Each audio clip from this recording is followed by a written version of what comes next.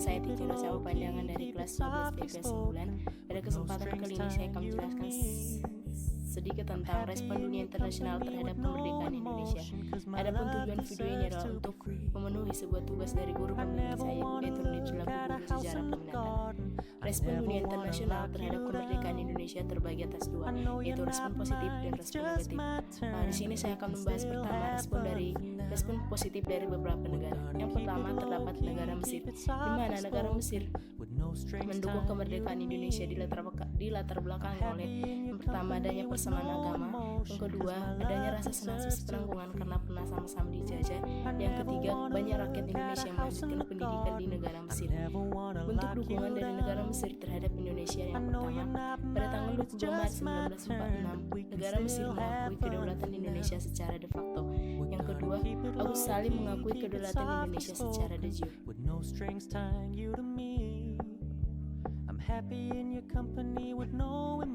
Untuk dukungan yang ketiga adalah Mesir mendorong Liga Arab. Yang keempat, Mesir memboikot kapal-kapal milik Belanda di terusan Suez. Yang kelima, Belanda putus hubungan dengan negara Mesir. Yang kedua terdapat negara India, di mana latar belakang India mendukung kemerdekaan Indonesia di latar belakang oleh adanya diplomasi beras, di mana Indonesia pernah memberikan 500.000 ton beras kepada negara India. Bentuk dukungan dari negara India terhadap Indonesia yang pertama, negara India mengecam pelaksanaan agresi militer Belanda 1 dan 2. Yang kedua, membawa permasalahan agresi militer Belanda 1 dan 2 ke Dewan Keamanan PBB. Dan yang ketiga adalah pelaksanaan konferensi Inter-Asia atau konferensi New Delhi. Yang negara ketiga terdapat negara Australia, di mana negara Australia mendukung kemerdekaan Indonesia di latar belakangi oleh yang pertama kedekatan wilayah geografi, yang kedua pemerintah Australia pada masa itu dikuasai oleh Partai Buruh.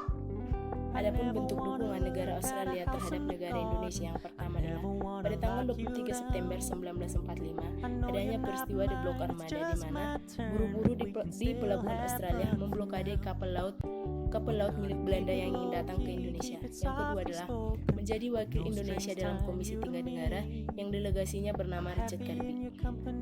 Yang keempat terdapat negara Palestina, di mana sebelum Indonesia merdeka, Palestina sudah mengucapkan dukungan atau ucapan selamat kepada negara Indonesia. Peristiwa ini diawali oleh Syekh Muhammad Amin Al-Husaini pada tanggal 6 September 1944.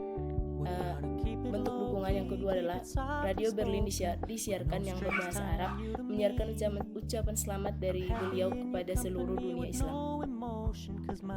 Adapun negara kelima yang mendukung kemerdekaan Indonesia yaitu negara Vatikan, di mana negara Vatikan adalah negara Eropa pertama yang mengakui kedaulatan Indonesia, dan Vatikan merupakan negara yang memiliki pengaruh besar terhadap arah politik dunia, khususnya bagi negara-negara sekutu seperti Amerika dan negara Inggris. Setelah saya tadi menjelaskan beberapa negara yang mendukung kemerdekaan Indonesia, terdapat juga negara yang menolak atas kemerdekaan Indonesia, yaitu negara Belanda, di mana negara Belanda menolak kemerdekaan Indonesia yang dilatar belakangi oleh kekalahan Jepang oleh sekutu. Maka Belanda merasa berhak kembali untuk menjajah negara Indonesia. Hal-hal yang dilakukan Belanda dalam hal menolak kemerdekaan Indonesia yang pertama, membentuk nikah, yang kedua membentuk negara boneka, di mana negara boneka ini berfungsi untuk mengadu domba sesama rakyat Indonesia, dan yang ketiga adalah membebaskan para interminan atau para tahanan. Dan yang keempat adalah melaksanakan agresi militer Belanda 1 dan 2. Belanda baru mengakui kedaulatan Indonesia secara de facto dan de jure setelah dilaksanakannya KMB atau konferensi meja bulat pada tanggal 22 Desember 1949. Setelah saya menjelaskan beberapa negara yang mendukung dan menolak, di sini juga terdapat PBB sebagai penengah, di mana aksi PBB dalam mendukung kemerdekaan Indonesia yang pertama membuat resolusi gencatan senjata, yang kedua membentuk KTN atau Komisi 3 Negara yang terdiri dari negara Australia, Belgia, dan Amerika.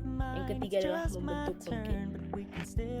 Di PBB, Indonesia mengutus Ellen Pallas menjadi wakil tetap RI. Ia pun berhasil mengantar Republik Indonesia menjadi anggota PBB pada tanggal 28 September 1950. Demikianlah video penjelasan dari saya. Sekian dan terima kasih.